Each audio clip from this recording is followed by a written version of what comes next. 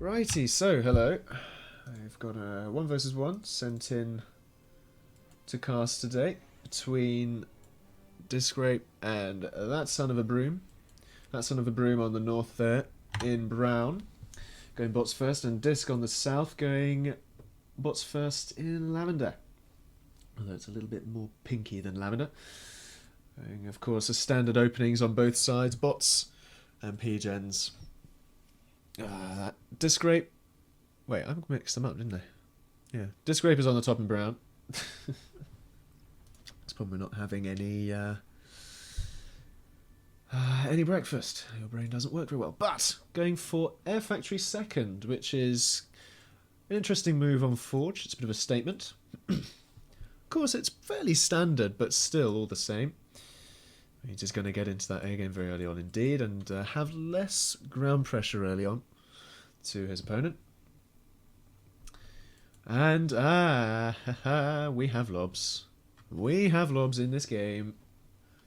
Disc is going for lobs. The lobs are real.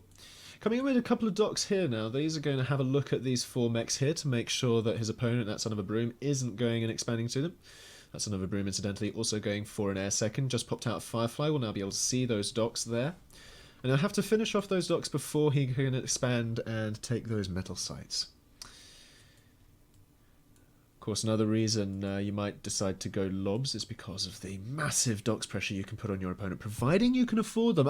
We've got lob v lob.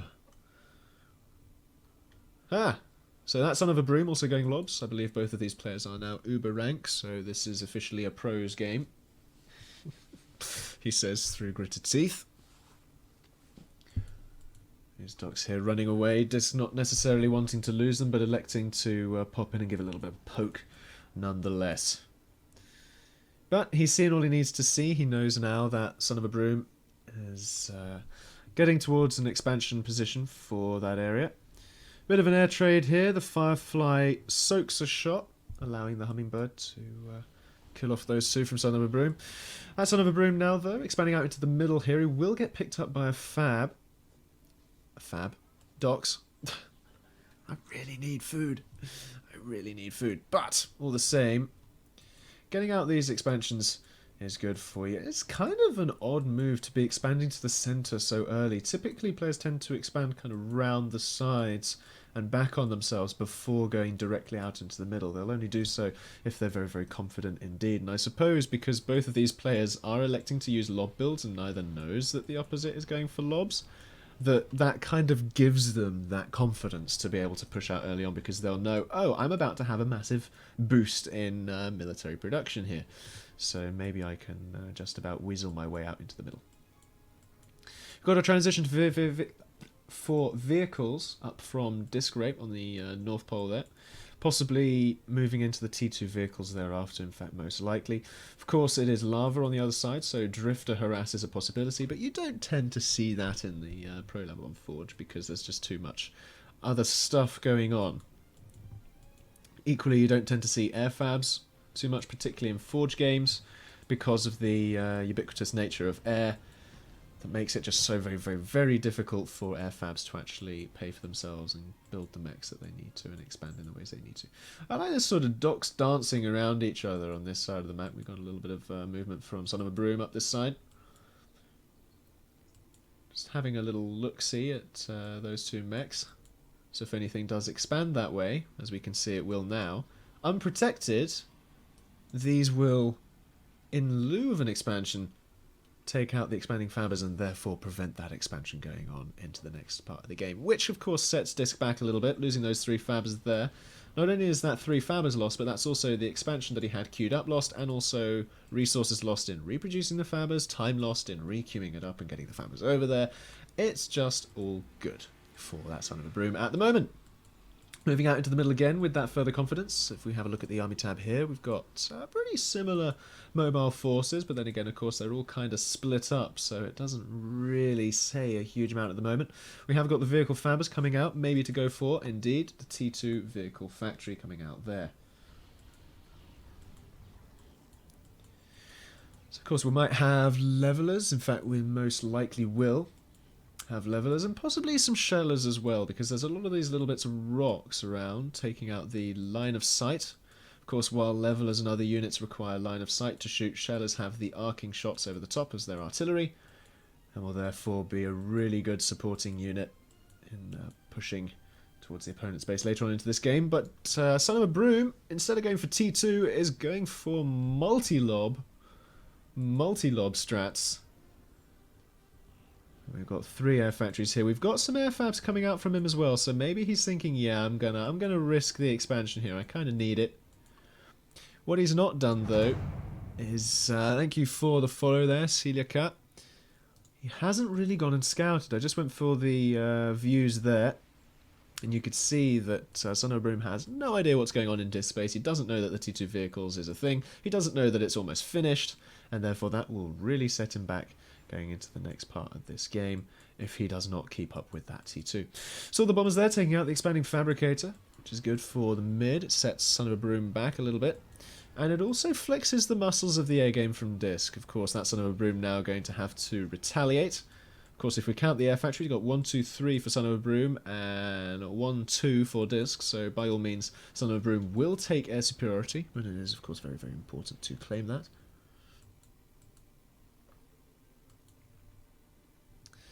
Of course, realising he's lost out in the air game, he's queuing up another couple of air factories so that he can go back and contest it. Of course, in the meantime, though, he's popping out a couple of spinners to defend his expanding fabricators from those bombing runs. What he's not defending them against, however, are these legions of docks that will be moving out. Of course, this Fabber will just about survive, fortunately enough for him. But the bombers will survive that force. Looks like the Fab are going for a dual point laser turret. Much more expensive, takes longer to get up. If we go back to the economy tab there, we can see that Disk is kind of struggling for his metal at the moment. Opting to rush up some T2 rather than expand further and raid ThatSonOfABroom's expansion, who has kind of been left unchecked on this side. You can see that Diskraip is putting around a few docks again to kind of stifle the expansion in lieu, but ThatSonOfABroom saying, okay, well, you can block that off, I'm just going to go straight up the middle again. So it works for him. Diskraip still building more factories, but that is, again, in anticipation of him getting up his T2 metal extractors here.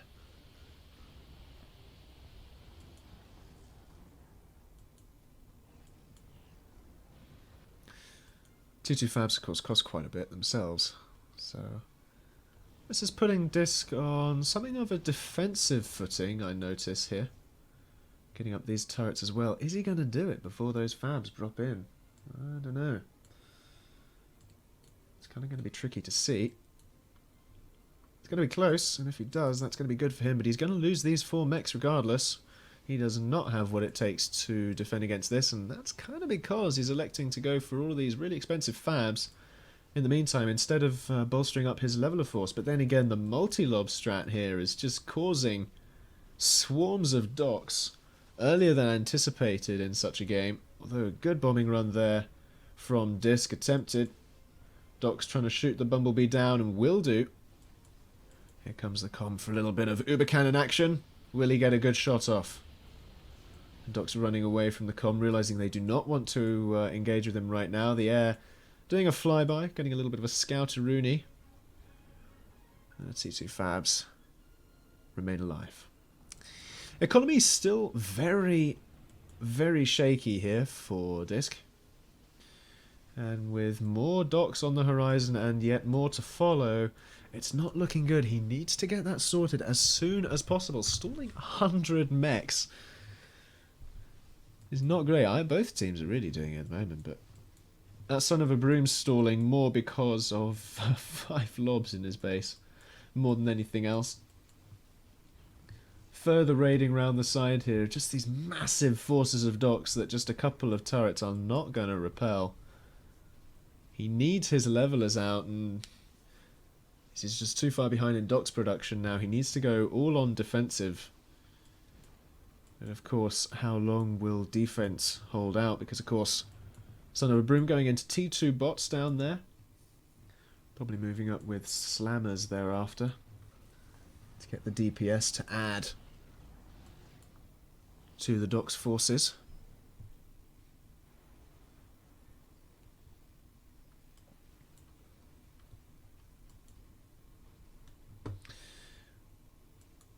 Edler in chat saying T2 mechs doesn't do damage, but what it does do is allow other stuff to build stuff that does do damage. It's kind of that runoff. Here we go, getting the fabbers, building the turrets. That's what we need. We need some good solid defense disc against these docks hordes. So you need not only a good number of turrets, but you also need good fire rate, and only 2-point laser turrets are going to do that for you at this stage. But of course, ThatSonOfABroom now realising, well, I have you on the defensive, I have you pretty much contained, I've got docks everywhere, I've got massive air superiority control, so I can have instant scouting whenever I need it, wherever I need it. So I'm just going to sit back and tech up for the final push. I'm not necessarily going to send my units in needlessly, because if we just zoom out here we can see that the whole southern hemisphere is pinks, continuing to expand there. The lack of difference. Yeah, okay. I'm not entirely sure flak's necessary at this point because you don't really have the number of bombers there. Let's have a look from Disk's point of view. He sees a lot of air. He knows that a lot of air exists, but he doesn't necessarily know the ratio of bumblebees to hummingbirds, that is, bombers to interceptors. I wouldn't necessarily invest in flak unless you knew that there's going to be a lot of bombers. And you just saw there in that flyby only 2 bombers, so you realised, well, is flak really necessary? Because you're only getting a couple of bombers past at a time. That's only 1 Galata, really, to counter that. Because hummingbirds, of course, can't attack the ground. I don't know the cost difference between a Galata and flak, but I'm fairly sure flak is more expensive. But on this side now, though, we have the docks incoming. Here come the docks. Is this the push that is going to seal the deal? We shall see. Let's close down those pictures in pictures there. We don't need them. This could well be it, this docks horde coming in from the side. Com desperately running off the other side. He knows I haven't got enough health to be able to uber cannon these guys. They just run around the back line, dealing damage to all that T2 mechs. That's going to go down. That will be the GG right then and there. What was left of Disk's eco is in tatters. The com is facing the other way at the front of the base, realising mistakes were made. Down goes the T2 vehicle factory, and all it takes now is for ThatSonOfABroom to find and kill off that com, unless Disk concedes and suicides. And that'll be it. Huh. Well, a rather curious game there. Quite well played from ThatSonOfABroom. I'd like to see how that strat works against players like Zipco and so. But all the same, lobs. Lobs, ladies and gentlemen, boys and girls.